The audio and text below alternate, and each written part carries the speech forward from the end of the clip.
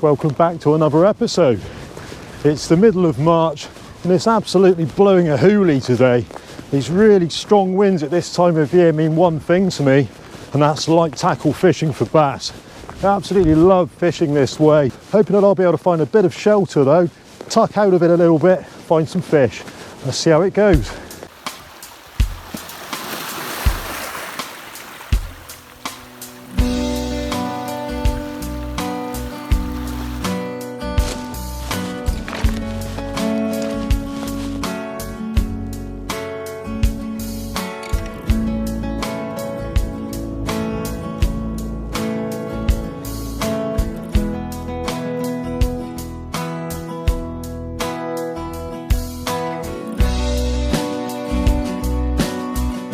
So I've managed to tuck out of the wind, absolutely lovely here, really sheltered in fact.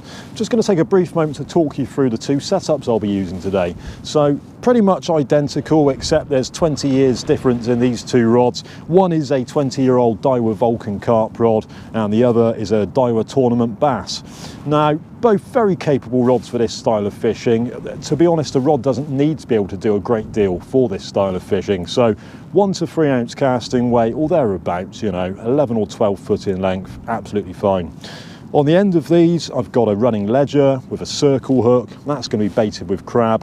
What I will also mention as well on the reels, you're probably looking at that yellow line and thinking he's gone mad. Well, in this coloured water, coloured lines don't make the blindest bit of difference, okay? So the reels themselves are loaded up with braid. I love braid for this style of fishing. It's so direct. You don't get any stretch at all in braid, so everything that's going on at the other end is transferred through the rod tip. You get to feel everything that's going on.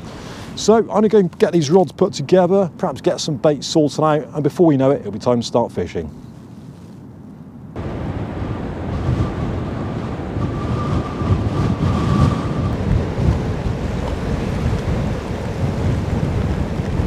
Well, I'm sure that just a moment ago this whole area was bathed in bright sunshine, but it's gone a little bit dark. Let's hope it doesn't rain again. It's not supposed to rain again this afternoon. It's supposed to be dry, but we will see. At the end of the day, it's going to do what it wants to do.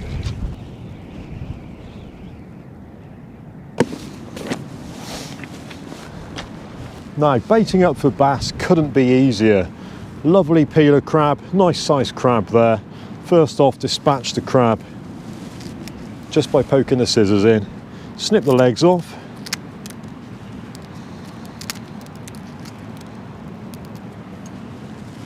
Now, you don't need to be overly fussed about removing loads of shell. So I'm literally just going to take the back off to reveal the soft flesh underneath. Now, I'm just going to peel away the majority of the underside. Like I say, don't worry too much about making it a work of art. It's not about presentation here, so it's just about getting that scent in the water. Now, what I like to do before I even go near a hook is to take the crab and just wrap some elastic around it like this. And what I'm aiming to do is just create a bit of an elongated, sort of almost like a sausage bait, just to extend it a bit. So I'm just going to pull that out a bit as well. And it doesn't matter one little bit what it looks like.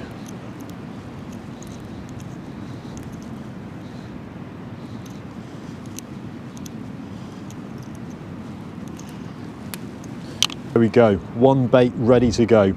Now the key with this is literally just to get your hook, stick it in the end, and you're done. Crab bait, circle hook. Done.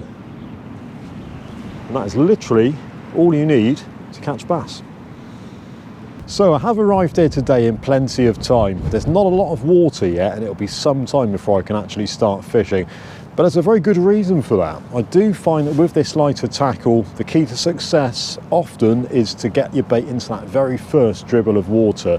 As soon as it starts coming over the top of the mud flats and you've got all the best part of a foot or so of water, that is often when you'll catch bass. So it really is key. Arrive at your venue early, get tackled up, get all ready to go, and as soon as that water starts to appear in front of you, get a bait out there.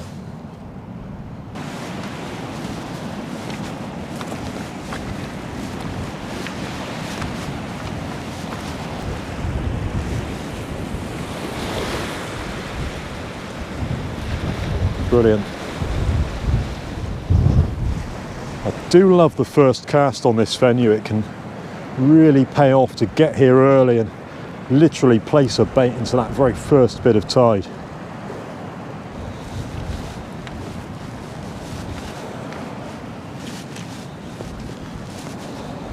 Tell you what, I'm certainly tucked out of the winds here, but I'm also tucked out of the sun, and it's a little bit chilly on the fingertips actually. And the other thing with this style of fishing, it's actually really nice to hold the rod. Just get a feel for what's going on. I mean, there's no real mistaking the take of a bass. Some of the bites that you get are absolutely ferocious, and the tip will pull over out of nowhere, literally from a standing start to 100 miles an hour it seems. And I think if you're actually holding the rod and experiencing that, it's so much better than just placing your rod on a tripod and seeing it happen.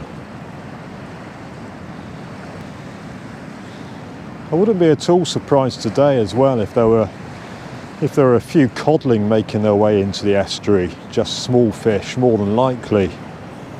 But you do tend to reveal those fish when you're fishing in this way. Very small codling pecking at your bait, you can feel that happening with the braided main line.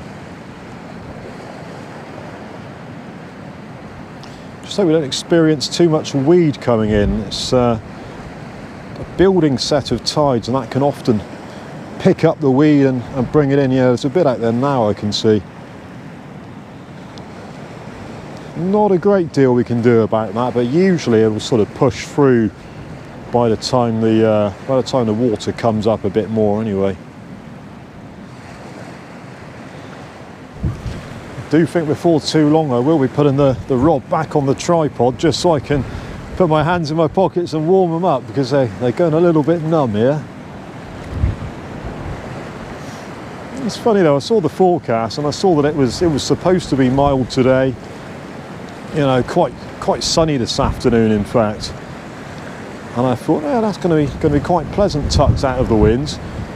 And it is mostly tucked out of the wind. I'm getting the odd gust come up through here, but it's not too bad. But yeah, the temperature is, I don't know if it's anywhere near what they said it would be, to be honest.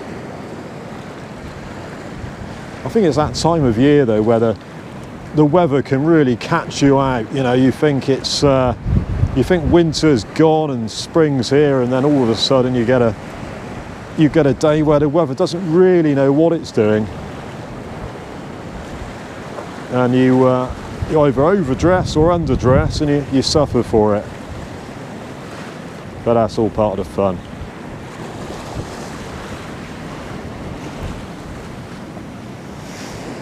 It is nice fishing with this old carp rod though. I've got several different bass rods, and I do seem to come back to this one year after year after year. It's just a lovely rod to use.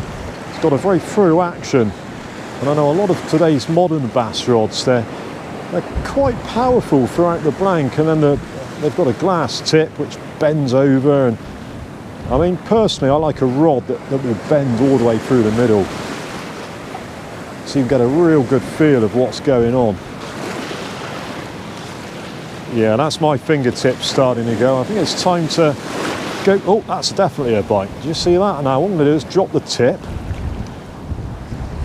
and by dropping the tip it gives the fish a bit of slack, encourages it to pick up the bait without feeling resistance. See, that was an unmistakable bite. Bang bang. That's literally what you feel through the rod when that's going on.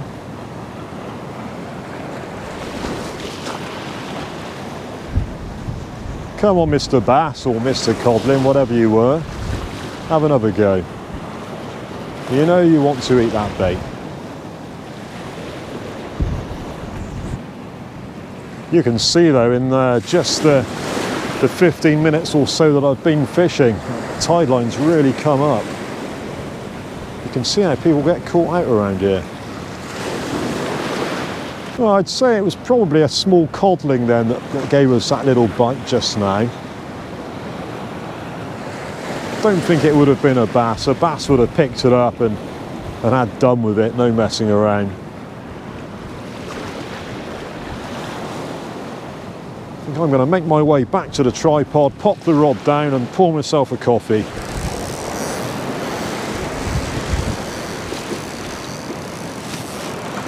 Certainly encouraging though to see a bite so early on in the session. As I say, it often is the best time. First bit of water. I've caught fish when it's been a lot shallower than this, and I've caught fish where I've actually heard them take the bait before I've hooked into them. Literally a hell of a commotion on the surface. Next thing, your rod's getting pulled into the sea.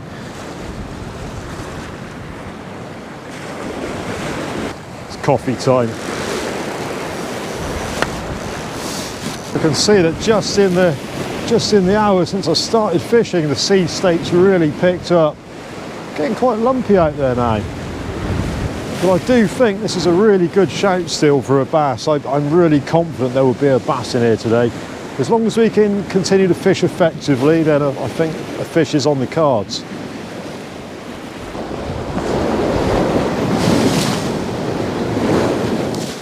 So the tide's pushed me back up a little bit now, up against the cliff. And I'm still trying to put these baits, you know, as close to the shoreline as I can get away with. But it's proving a little bit difficult. There's a bit of a swell coming around the corner. A few sets of waves every now and again will sort of come crashing through. Bit of a job to see what's going on sometimes in relation to the rod tip and the water with these rocks in front of me. It does look like there's possibly a small fish hooked on there actually. It hurt just to hold the rod for a second.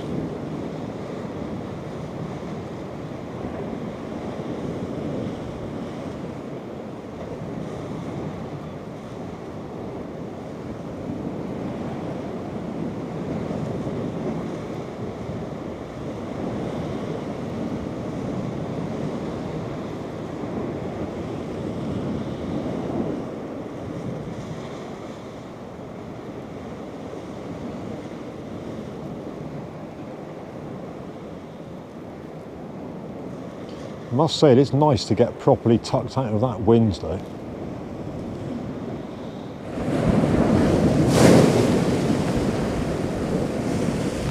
Well, it's just starting to slowly get dark.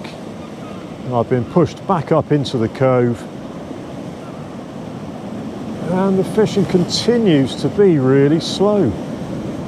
I've got one bait out at probably 40 yards or so. And then I've got one in a lot closer, literally just off the edge of the rocks.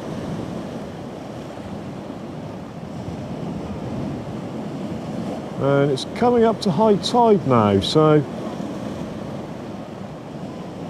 you know, this could be the time when the fish move right up against the rocks, grubbing around for crabs.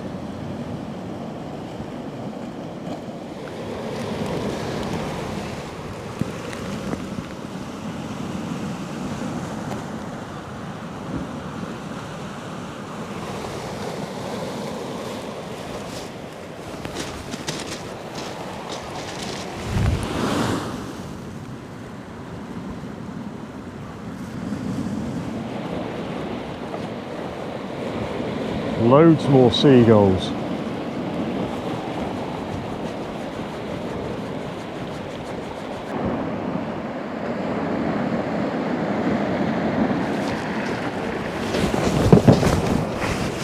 Well, that is what we've been waiting for all day long. Snag me up. Come out, come out, come out. Come out. There she is. It's going nicely. do love using this braid. You get the feel absolutely everything. Fantastic scrapping fish, the bass. Feel every little head shake. Swimming in towards me now. Nice steady retrieve. Steady, steady, steady. Here she comes. Just got to use the swell now to guide her in. Come on.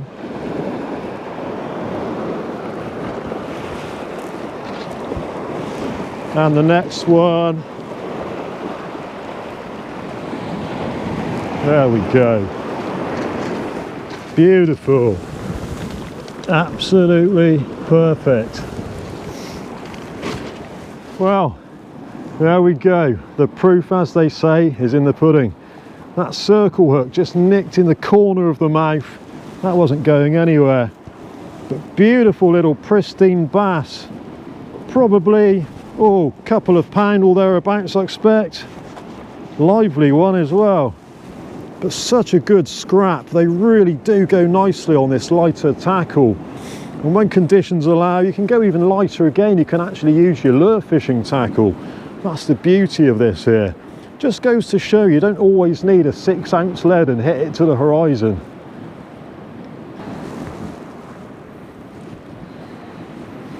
Fantastic little fish, the bass. Hopefully the first of many to come this season. Right, let's pop this one back anyway. The easiest thing to do here is literally grab her in the bottom lip. And there's the hook. Wonderful stuff. I'm almost sad to say goodbye. Let's pop her back.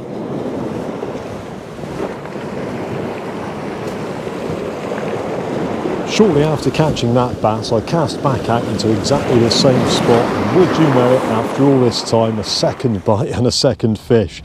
This one was slightly bigger and went like the absolute clappers under the rod tip. It's amazing how you can wait this long without a bite and then 2 fish just come along at once.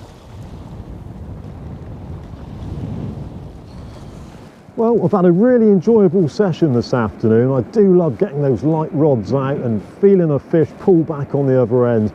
In essence, that's what sea angling should be all about. It's all well and good putting a 6-ounce lead on a big heavy rod and casting it as far as you can, but when you can actually fish at close range with light, sensitive tackle, feel for bites, feel a fish on the end, that to me is what sea fishing should be all about. If you've enjoyed this video, leave some feedback, subscribe, do whatever you want to do, and I'll catch you again.